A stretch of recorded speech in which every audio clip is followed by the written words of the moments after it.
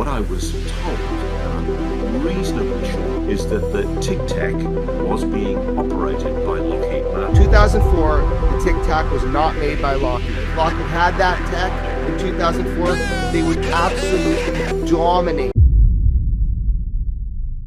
Hello and welcome back, ladies and gentlemen, to another episode of Interstellar Discussions, mate. And today, I got some blinders for you, mate. I got Dr. Stephen Greer coming out with a photo of two alleged E.T.s during a CE5 contact experiment. I've got Ross Coulthart, Jeremy Corbell, and Burlison talking about the Tic Tac UAP in connection to the Lockheed Martin situation that might make you scratch your head a little bit. And I've got Jamie Corbell on the Buga Sphere come out with new footage and experiments that's kind of just a bit strange, mate. Now, without further ado, let's get into it. Right, hold on to your pantaloons, mate, because they might be shot into high heavens, bro. Look at what Dr. Stephen Greer had to share the other day, mate, right? Let's check it out. What we have right here, okay? E.T.s joined a CE5 expedition in Yucca Valley. Let's have a look at the photo. Right, I've seen so many people share this image online and they're like, oh my god, this is absolutely incredible, this is insane. Right, I am one person that wants this stuff to be absolutely real. Let's take a closer look. So as you can see here, we have a chair in question. We have another chair in question. And another one. And another one. Right? And then at the back, we have these two lovely circles here outlining whatever this little blur is here, right? Okay, now let me outline it again to kind of show you what people are talking about. So now I've outlined it so you can see a bit better. And this is what people are saying, that these are full-fledged figures, mate. No, unless there's two alien ETs there having a beer together, just chilling beans, or getting ready for a haircut in the barber shop, mate. These are chairs. These are literally chairs with a little bit of some sort of grainy blur in the background. Now this, this is without a doubt the most logical explanation of what we're seeing here, mate. I'm not sure what's been going through Dr. Greer's head, but me personally, I wouldn't have shared this with the notoriety that I have. That's just my opinion, mate. What do you guys think? E.T.s, barbershop, sharing a beer under the stars, or a giant interdimensional schlong, bruv? Let me know down below. You see, one of the other things I want to clarify here as well is there are NHI Tic Tacs. A lot of people seem to be thinking, suggesting that all Tic Tacs are Lockheed Martin. That's not the case at all. What I was told, and I'm reasonably sure that this is the case, is that the Tic Tac was being operated by Lockheed Martin. And it's conceivable that that was being operated neuromeditatively, psionically, by a human psionic, which is what I understand is the way that these retrieved non-human craft are being operated. It's not clear to me, though, whether this is a craft that was built by Lockheed Martin or whether it is Lockheed Martin testing the use of neuromeditative signaling, as our friends at Skywatcher call it, to operate one of these craft. I just can't answer that question specifically. All I can do is tell you what I've been told by my multiple sources, which is that the operation of the Tic Tac was being controlled on the day by Lockheed Martin. Now, I want to say here, let's be really clear about this, there is always the possibility that sources that talk to a journalist like me may be malign. They may indeed be running some kind of psyop. And of course, I've taken that into consideration in asking the question.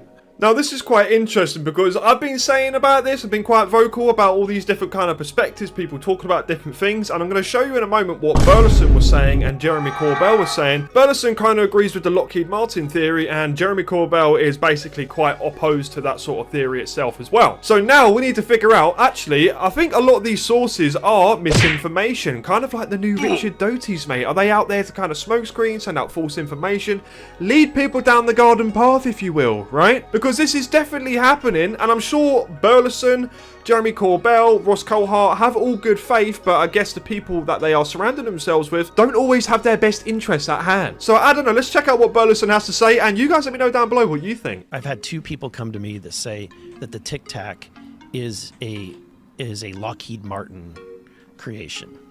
The latest person that came to me says he has video of the first, second, and third iteration of the Tic Tac, and he's going to show me. So I'm trying to set that up. The way he describes it is that they had a prototype. They've made changes to it. They've made it more advanced, and then now it's in iteration number 3, which I did see a photo of, and it looks like pretty advanced military like craft, like a plane, but it's clearly human made. It's nothing that I've ever seen, our military has, but his claim is that they have discovered a propulsion that's a new type of propulsion. Backwards engineered. They used it in the first iteration, which was the Tic Tac. They have an intermediary one that they are more advanced with, and then now they're putting it inside of what looks conventional, so that it's not obvious disguise. Oh, that's interesting. So you're saying eventually the tech makes its way into things that we're already familiar with. Now that's what Burlison had to say. Let's see what Jeremy Corbell has to say about this whole situation at hand. It was really interesting. Rep. Burlison at some point, he went on the news saying that he was told by, he's not saying it is. He says he was told by people that 2004, the Tic Tac was Lockheed technology. And look, I understand that Congress people are like hearing from a lot of people, as they should, but this is the same BS that was, put forward through the CIA. I'm going to tell you specific things right now. There are memos, CIA memos, that are not public, and they're trying to convince other people in the intelligence agency that Commander Fravor just kind of mistook his instruments, or he had war nerves, or something absolutely ridiculous like that. 2004, the Tic Tac was not made by Lockheed. If Lockheed had that tech in 2004, they would absolutely dominate the aerospace industry. And this is kind of what I was saying before. I'm not saying that Lockheed Martin doesn't have this technology, because they obviously do, and have a sort of aerospace companies, but these things are being seen all around the world, mate. Not just America. We've had them in China, Japan, Middle East, all over the gaff, mate. And we've got to kind of trace it back all the way to the 1940s, and possibly before that as well, of these sightings of Tic Tac shaped craft object things. So however long we've had them, there must be NHI equivalent, and obviously backwards engineered equivalents as well, because like I said before, we have two different designs, the ones with the little porcupine spikes and the completely smooth ones, mate. So there's something there that's not all just kind of us, but maybe elsewhere. Now, Jamie Mulson, the person behind the Bugosphere UFO case that has been all over the internet, there's so many different separate kind of belief systems on this subject as a whole. You've got half of people saying it's real, half of people say it's fake. I'm on the fence. Okay, there's some very interesting stuff about it, but there's also a lot of weird stuff about it as well, okay? So David Velez, which is the person behind a German company that actually gave Jamie Mulsan a Bugosphere UFO, the one that we see, has set up his own UFO hunting group. Miraculously, he's captured another orb sphere in a place called Cauca. Let's have a look. Here we go. Fueron a poner una serie de cámaras y le quiero presentar esta imagen extraordinaria que ellos lograron con una de estas cámaras, precisamente localizada en la zona de Jumbo, nuevamente en Jumbo, allá en el Valle del Cauca, en Colombia.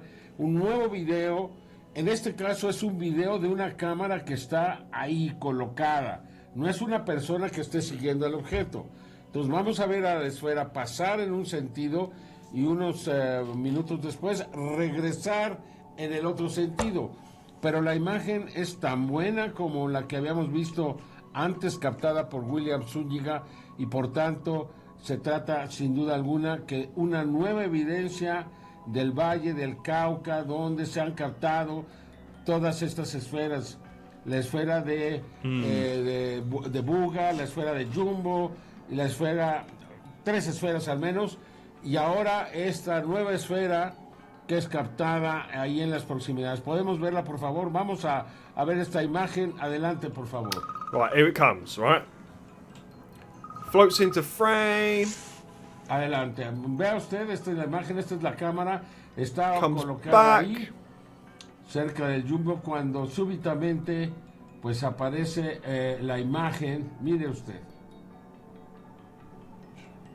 Esta es la imagen, me parece que ahí va de regreso. Creo que la imagen original presenta.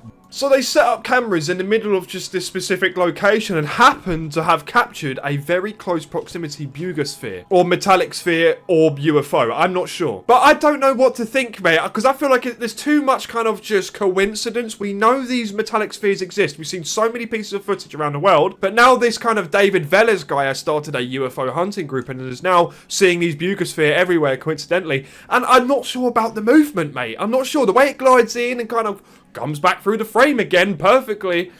I don't know. I need your guys' input. What do you think about the situation? You think this one is actually legit, or do you think there's just a bit more sort of stuff going on here that doesn't seem too right? Now, I'm going to show you another piece of footage where they've actually got the Bugosphere on a table. They've got radiation meters around them and all sorts of different stuff going on, and it's a little bit weird, right? So check this. They're playing harmonics, and it's producing radiation.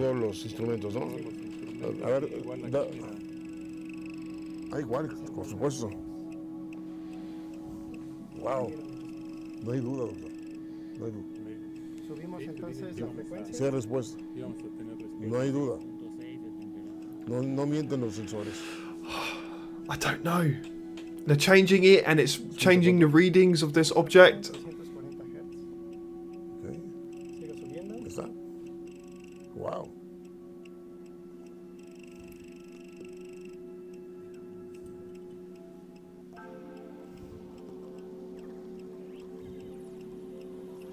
Es oscilante.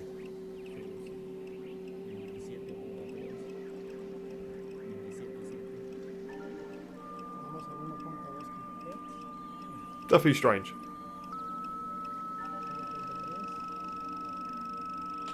¿Está chequeno? Vean cómo es oscilante.